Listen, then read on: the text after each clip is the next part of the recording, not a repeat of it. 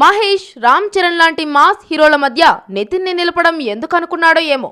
సంక్రాంతి బరి నుంచి తన సినిమా హార్ట్ అటాక్ ని ఎప్పుడో తప్పించేశాడు పూరి జగన్నాథ్. స్టార్ కథానాయకుల హడావుడంతా పూర్తయ్యాక తీరిగ్గా జనవరి నెలాఖరికి విడుదల చేయాలని డిసైడ్ అయ్యాడు. ఆ మేరకు మీడియాకి కూడా సమాచారం అందించాడు.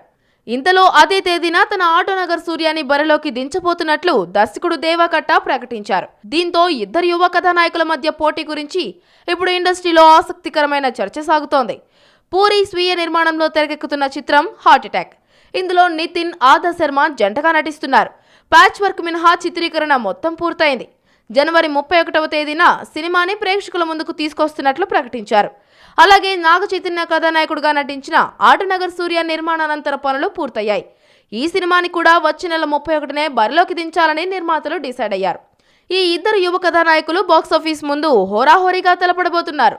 ఒకరిది మాస్ సినిమా, మరొకరిది ప్రేమ కథ. మరి వీరిద్దరిలో విజయం ఎవరిని వరిస్తుందో చూడాలి.